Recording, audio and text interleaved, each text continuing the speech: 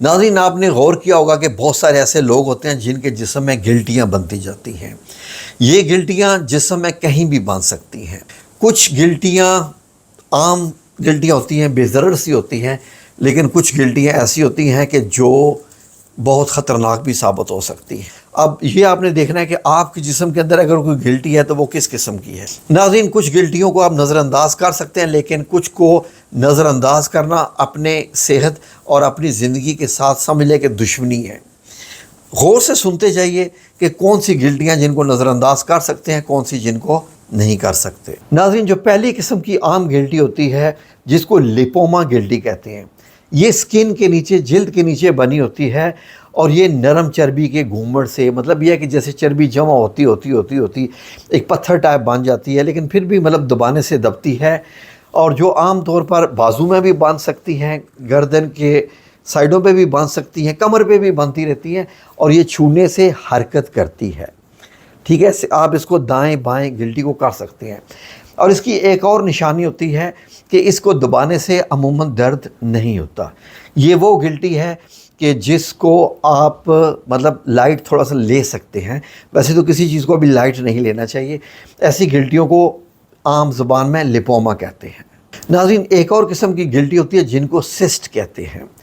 یہ جلد کے نیچے جو پانی کا جو مواد ان میں جمع ہو جاتا ہے، جیسے پانی کی تھیلیاں ہوتی ہیں، ان سے یہ گلٹی بن جاتی ہوتی ہے، اور یہ اکثر ہموار ہوتی ہیں، یہ سخت نہیں ہوتی ہیں، لیکن یہ بھی خطرناک ثابت ہو سکتی ہیں اور دبنے سے دبتی ہیں، اور یہ تھوڑی تھوڑی دائیں بائیں ہوتی ہیں، لیکن یہ بھی خطرناک کب ہو سکتی ہیں، آپ کو اس کو بھی سیریس لینا چاہیے۔ ناظرین، کچھ گلٹیاں ایسی ہوتی ہیں جو کہ جن کو سولن لمف نوڈز بھی کہتے ہیں، یعنی جو ہمارے غدود ہوتے ہیں جب وہ سوج جاتے ہیں تو وہ گلٹیاں بن جاتی ہیں، ان کو سوجے ہوئے غدود یا سولن لمف نوڈز اسی لیے کہتے ہیں۔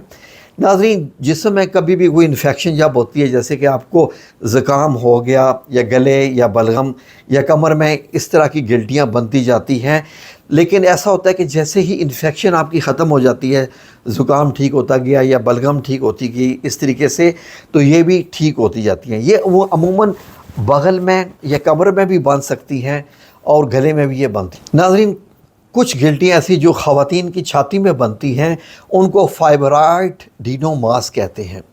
یہ چھاتی کے اندر بنتی ہیں اور عموماً سخت ہوتی ہیں، لیکن ان میں اکثر بے ضرر ہوتی ہیں، لیکن بہت ایسی بھی ہوتی ہیں جو کہ کینسر کا سبب بھی بن سکتی ہیں۔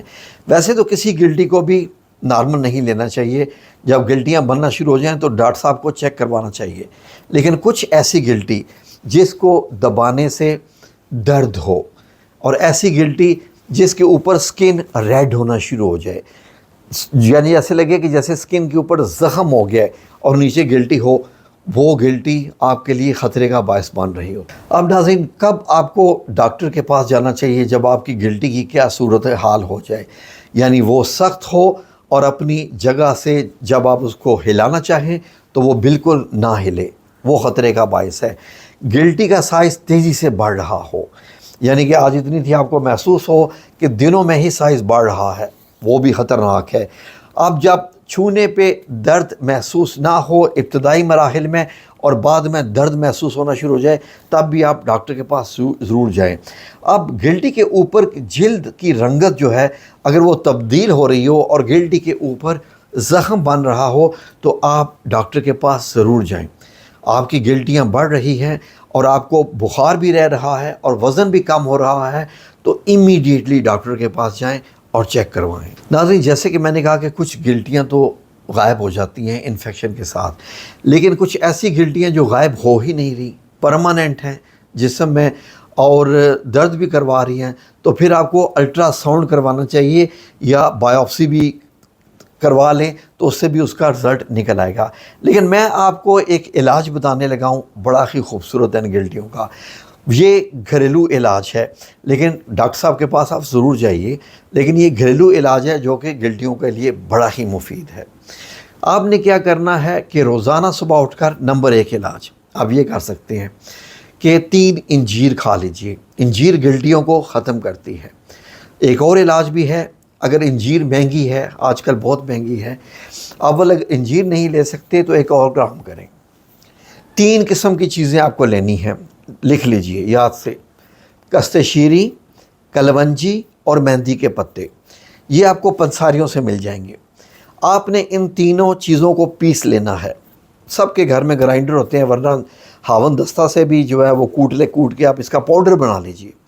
اب آپ نے کیا کرنا ہے کہ تینوں حصوں یعنی برابر برابر، فار ایگزامپل اگر آپ ایک بڑی خوراک بنا رہے ہیں تو ایک کپ کلونجی کا پاؤڈر، 1 کپ مہندی کے پتوں کا پاؤڈر، 1 کپ جو مہندی کے پتے، کلونجی اور کست شیریں، اب آپ نے برابر کر لیا. اب آپ ان تینوں کپ، میں نے ایک ایگزامپل دی ہے، تینوں کو مکس کر لیں خوب اور پھر پیس لیں. یہ مکس ہوگی. اب آپ نے کیا کرنا ہے کہ ہر کھانے کے بعد روزانہ 1 چمچ یہ والا پاؤڈر کھا لینا ہے. ٹھیک ہے جی. یہ ایسا اعلیٰ پاؤڈر ہے کہ یہ کینسر کا علاج بھی ہے. کست شیری، کلونجی اور مہندی کے پتے. انشاءاللہ باذن اللہ تعالیٰ 20-25 دن کے بعد آپ دوبارہ ٹیسٹ کروائیں گے، آپ کو محسوس ہوگا کہ آپ کے جسم سے گلٹیاں غائب ہونا شروع ہو گئی ہیں جو کہ جا ہی نہیں رہی تھی. یہ اتنے اچھے علاج ہیں. اور اس کے ساتھ اگر آپ اس کے ساتھ بلکہ آپ کو یہ روحانی علاج کرنا پڑے گا، وہ یہ ہے ان ربی علی کل شیء حفیظ، 100 بار صبح 100 بار شام. یہ متواتر آپ کو 30 دن یہ ذکر کرنا ہے. ان ربی علی کل شیء حفیظ اسکرین پر بھی لکھی ہوئی ہے. یہ آپ نے ساتھ ساتھ ذکر بھی کرنا ہے اور انشاءاللہ دیکھیں آپ کے جسم سے بیماریاں کیسے چلی جائیں گی. جزاکم اللہ خیر. اللہ رب العزت آپ سب لوگوں کا حامی و ناصر ہو. آمین یا رب العالمین.